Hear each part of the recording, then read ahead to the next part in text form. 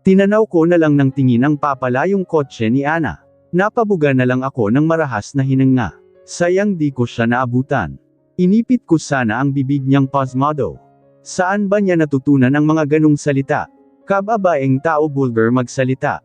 Hindi naman ganon kabulgar magsalita si Alden. Para siyang Kester, parehas silang pasmado ang bibig.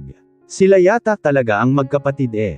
Muli akong bumuntong hininga pero banayad na at napailing-iling na lang ako. Nilangon ko si Pochi na nasa tabi ko na pala at kamakahol. She's crazy right? Nakangising kausap ko kay Pochi. Tumahol lang siya. Yes she is. Nabura ang ngiti ko nang maalala ang hitsura kanina ni Ana na kilig sa kachat. Friend daw pero nangingisay sa kilig. Bakit ba ako naiinis? Ano bang pakialam ko kung kiligin siya sa kung sinong lalaki? Nakangising mukha ng mga kaibigan ko ang bumungad sa akin pagbukas ko ng main door. Dito nila ngayon napagkasundo ang uminom sa bahay ko, dahil matagal-tagal na ring di kami nagtitipon-tipon dito. Pwede namang sa bar na lang kami uminom pero ayaw nila dahil magagalit ang mga asawa nila. Kumpleto kami ngayon maliban lang kay Kester dahil bagong panganak ang asawa. Kambal ang anak nila na isang lalaki at isang babae. Nakakahiya pa nga dahil nagkalat pa siya sa hospital. Nauna pa siyang himatayin sa asawa. Pinapasok ko na ang 4 na kaibigan pero natigilan sila nang sugurin sila ni Pochi na tumatahol. Napangisi naman ako. Hindi kasi kilala ni Pochi ang mga kaibigan ko at akala niya ay intruder ang mga ito. Tinatahulan niya ang mga taong pumapasok dito sa bahay maliban lang kay Ana. Siya Pochi, behave. Saway ko na kay Pochi dahil mga hindi na gumalaw ang mga kaibigan ko at nakatingin lang sa kanya. Tumigil naman si Pochi at lumapit sa akin. Naka-guard siya habang nakatingin pa rin sa mga kaibigan ko at panakanak ang tumatahol na parabang maling galaw lang ng mga kaibigan ko ay sasagpangin na niya ang mga ito. She's protecting me. You have a dog pare? Tanong ni Renzo. Yeah, nakikita niyo naman diba? Sarkastikong sabi ko. Your dog is ugly. Sinaman ko nang tingin si Luis na nagsabi nun. Pero nginisihan lang niya ako. You are more ugly pare. Sabi ko naman. Ako naman ang sinaman niya ng tingin. Nginisihan ko na lang din siya. Paglaki ni Pochi ipapalapo ko sa kanya si Luis. Umisquat si Jace at nilahad ang kamay kay Pochi. Lumapit naman ang tuta sa kanya at hinimas-himas niya ito. What a surprise pare. Di ko akalain mag-aalaga ka ng aso. Wala sa hitsura mo. Nakangising sabi niya na tumayo na. Oo nga, akala namin ang kilala mo lang na hayop ay kabayo at baka. Segunda pa ni Renzo. Saan galing yang tuta? Binili mo? Tanong naman ni Alden. No, binigay ni, tumikim ako. Binigay ng isang kakilala, sabi ko. Muntik ko nang sabihing bigay ni Ana. Kapag sinabi ko yun siguradong magtataka si Alden at marami pang tanong. Oh I see, so you are a dog lover now. Nakangising sabi pa ni Alden. Dami niyong napapansin. Tinalikuran ko na sila at pumunta sa minibar na katabi lang ng kitchen. Sumunod naman sila sa akin pati na si Pochi. Pero parang maling desisyon yata na pumayag ako na dito sila sa bahay ko uminom, dahil naetsapwera ako sa usapan. Imbes na tungkol sa negosyo ang pag-usapan namin gaya ng dati kapag nagsasama-sama kami ay tungkol na ngayon sa mga pamilya nila lalo na sa mga anak. Ano naman ang maiaambag kong kwento? Siguro ikwento ko na lang ang tungkol kay Pochi kapag tinanong nila ang opinyon ko.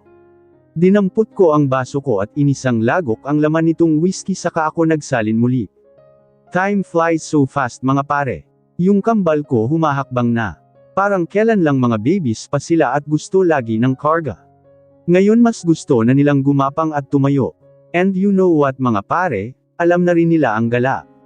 Pagbibida ni Luis sa kambal niya. Ganyan din si Jethro ko noon pare. Lalo na sa umaga, makita lang niya na maliwanag na sa labas gusto na niyang lumabas. Ani Jace. My son too. Pero ang paborito niyang galaan ay presinto. Gusto niya kasing makakita ng mga pulis na naka-uniforme. Kwento naman ni Renzo. I'm sure magpupulas ang anak mo paglaki. Mana sayo. Komento naman ni Luis. Wala namang problema sa akin. Susuportahan ko siya. Yung baby girl ko naman, nakakapaglakad na rin siya ngayon. Yun nga lang medyo may attitude na. She knows how to roll eyes kapag pinagsasabihan ko siya at parang nangangatwiran pa. Pagkwento naman ni Alden sa kanyang bunsong anak na babae na 1 taong gulang na rin gaya ng twin ni Luis. Ngumisi ako. Kanino pa ba magmamana, di sa kapatid mong si Ana. Sabat ko at sinimsam ang laman ng baso. Tumawa ang tatlo at si Alden naman at napangisi at iiling-iling na lang. Huwag lang sanang manahin ng bunso mo ang pagiging buraot ng kapatid mo. Para ka lang ulit nagkaroon ng isa pang abla. Natatawang sabi ni Renzo. Sana nga, pero malamang makakuha siya ng ugali ni Ana paglaki. Ngayon pa nga lang kung ano-ano na ang tinuturo sa baby girl ko. Good luck na lang sa'yo pare. Ana the second ang bunso mo. Nakangising sabi ni Jace. Pero mas good luck sa mapapangasawa ng kapatid mo. Siguradong maagang puputi ang buhok nun. Sabi ni Renzo. Baka kamo maagang matiji sa consummation sa kapatid niya. Dugtong pa ni Luis at sabay silang tumawang apat. Ako naman ay napangisi na lang. Sang-ayon ako sa sinabi ni Renzo at Luis. Kawawa talaga ang magiging asawa ni Ana. Kung ako nga lang parang magkaka-alta presyon na Pero natigilan ako. Kung magkakaasawa si Ana baka ang lalaking makuha niya ay maiksi ang pasensya. Dapat mga gaya ko ang lalaking mapang-asawa niya. Mahaba ang pasensya at kayang tiisin ang kabaliwan niya. What about you pare? Antag sa akin ni Renzo. Bamalang ako sa kanila. Sa akin na sila mga nakatingin. What about me? Kunot noong ulit ko sa tanong. Ngumisi sila. Wala kang maiaambag na kwento. Nakangising tanong ni Luis. Ano namang kwento ang maiaambag ko? Si Poche. She's a smart puppy mga pare. Mabilis siyang turuan. Kapag sinabi kong sit, magsisit siya. Kapag sinabi kong bark, magbabark siya. Next time tuturuan ko naman siyang magsulat at magbasa, o baka ikuha ko ng turor para kapag nag-school na siya marunong na siya. Nakangising sabi ko. Umawang naman ang labi, ng 4 kong kaibigan na parang nagsalita ako ng lengguwahe ng mga alien. Seryoso ka ba pare? Tanong ni Jace. You talk like Ana pare. Mukhang hinuwan ka na niya. Nakangising sabi ni Luis. Doon ko lang napagtanto ang mga nasabi ko kanina. Ganon nga ang mga salitaan na Ana. Hindi na ako nagkomento pa at dinampot ko na lang ang baso ko sabay tungga sa laman. Nagtuloy naman sa kwentuhan ng 4. Tungkol na ngayon sa negosyo kaya may ambag na akong kwento at opinyon. Natigilan ako nang may pumasok na text sa cellphone ko. Tiningnan ko yun at binasa ang text. Galing kay Ana. Magandang gabi Ginoo. Ako'y lumalapit sa iyong busilak na puso para manghingi ng kaunting donasyon para sa pet animal shelter. Ang iyong tulong ay makakasagap ng buhay ng mga palaboy na aso at pusa. May sumunod pang text. Kuya baka gusto mong bawasan ng kaunti ang kayaman mo o baka trip mong magtapon ng pera. I send mo na lang sa Gcash ko ang donation mo ito number ko. Pautang rin pala. Medyo kinapos ang budget ko this month Napabuntong hininga ako at napailing. Ibang klase tong kapatid ni Alden. Nang hihingi na ng donasyon mangungutang pa. Wala ka talagang katulad Ana. Nag-iisa ka. Ayos ka lang par. Parang bigla kang na-stress dyan sa kachat mo Babae ba? Nakangising tanong ni Alden. Nilangon ko siya. Oo makulat na babae na nanghihingi ng donasyon. Tumawa si Alden. Huwag mong sonjitin baka meant to be kayo niyan. That's impossible. Ngumisi ako at umiling-iling. Mabuti na lang ay wala si Kester. Isa pa yung usisero at simoso. 2 beses din niya akong nahuling kachat si Ana, ang gago kung ano-ano ang pinagsasabi kay Alden. Kahit biro lang yun ay hindi pa rin magandang biro. Lalo na at parang kapatid ko na si Ana. Tila may pagtutol sa loob ko sa isiping para ko ng kapatid si Ana. Ayokong maging kapatid ang sakit sa ulong babaeng yun. Isa siyang malaking stress Nag-type ako ng reply sa text ni Ava. Ako, pag-iisipan ko. Pinatay ko na ang cellphone at nilapag sa counter. Tahimik akong dumighay pero may kaunting ingay pa ring lumabas. Pasimpleng tumingin ako sa paligid. Busy sa pagkain ng mga customer at mukhang di naman nila narinig ang pagdighay ko. Nagkibit balikat ako at dinampi-dampian ng napkan ang bibig. Here's your special halo-halo ma'am. Magiliw na sabi ng waitress at nilapag sa harapan ko ang special halo-halo nila na nakalagay sa buko na maraming sahog. Best seller nila ito. Tila tutulo na ang laway ko nang makita ko ang leche flan, ube halaya at ice cream na nasa ibabaw ng halo-halo. Nakangiting tumingin ako sa serbidora. Thank you. You're welcome, ma'am. Enjoy your dessert. Pagkaalis ng waitress ay agad ko nang nilantakan. Ang halo-halo, gatas palang solve na.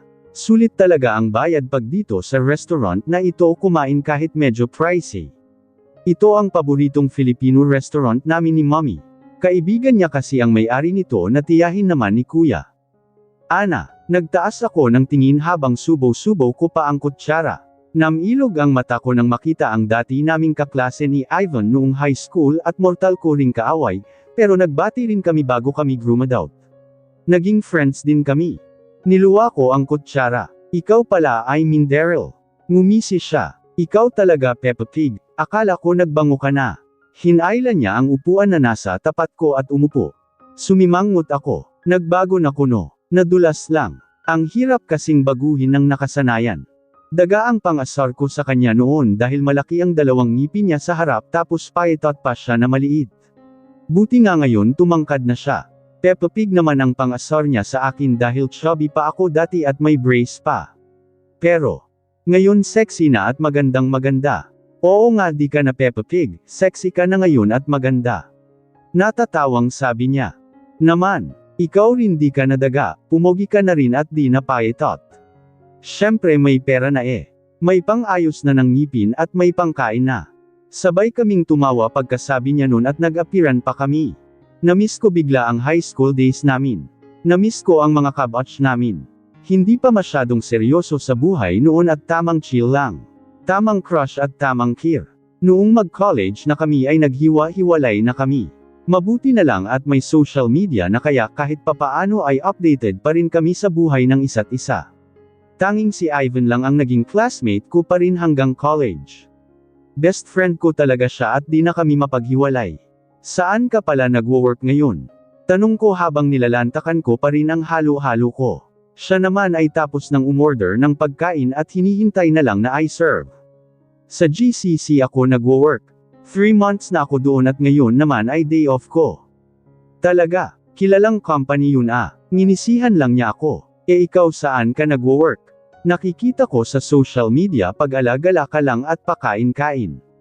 Kung sa bagay di mo naman kailangan magtrabaho, mayaman ka naman eh. Wala akong work ngayon pero may real business ako, kasosyo ko ang hipag ko at nakisosyo rin ako sa bake shop ni Ivan. Wow! Sana all talaga. Ako rin balak ko ring magtayo ng sariling negosyo pero mag-iipon muna ako pang kapital.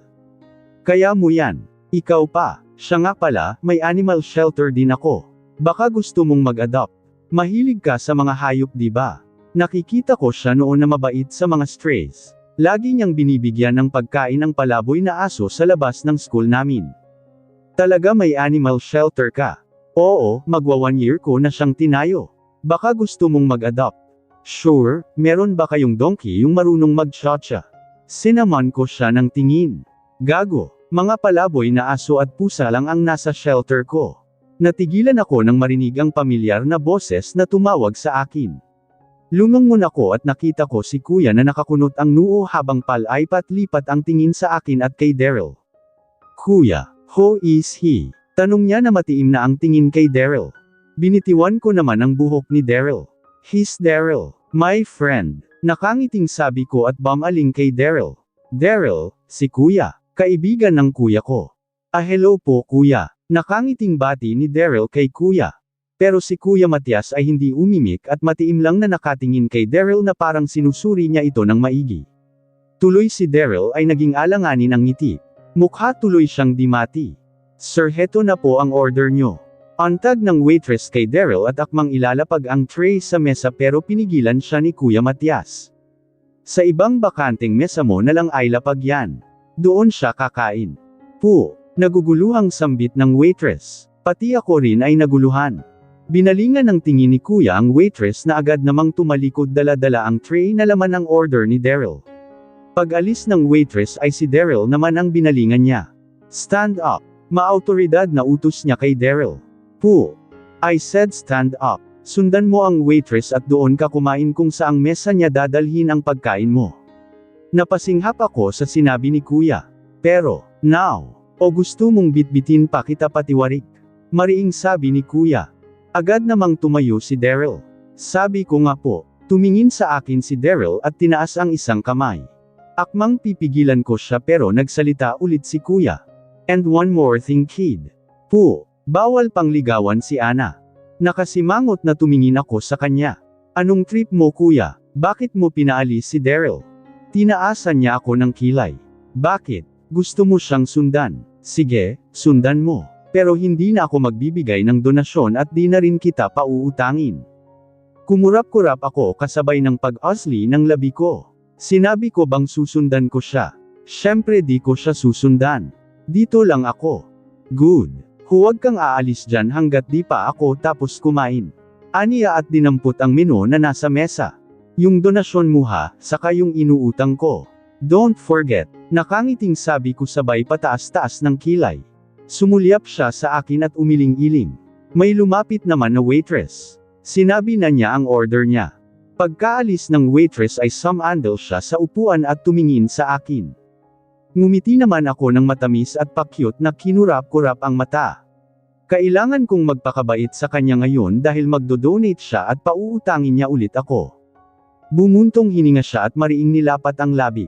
Itigil mo nga yan. Para kang si Pochi. Mas cute nga lang siya sayo. Ngumuso ako at inikutan siya ng mata. Nginisihan naman niya ako. Magkano ba uutangin mo? Gaya ulit ng dati. May real business kayo ni Jorlena di ba? Tapos sosyo pa kayo ni Ivana sa bake shop. Hindi ba kumikita ang negosyo nyo kaya nangungutang ka? Isara nyo na lang yan. Oy, kumikita ang business namin ah. Malaki-laki din ang kinikita ng mga yon. Pero syempre di ako gumagalaw ng kita doon. Malas sa negosyo. Kaya ako na lang ang bibigyan mo ng malas. Grabe ka. Barya lang naman sa'yo ang 100k. Saka gagamitin ko yun sa pagpapagawa sa shelter. Babayaran na lang ulit kita pagdating ng allowance ko. Mangungutang ka na manghihingi ka pa ng donasyon. Ganon talaga. Parang lugi ako ah. Hindi ka lugi kuya. Dahil ang uutangin ko sa'yo at ang donasyon mo ay malaking tulong para sa mga strays na rescue namin. Isipin mo na lang ang mga gaya ni Pochi. Hindi ba nakakalungkot ang mga gaya niya na aspan na lagi na lang naaapi? Sila na lang lagi ang laman ng lansangan.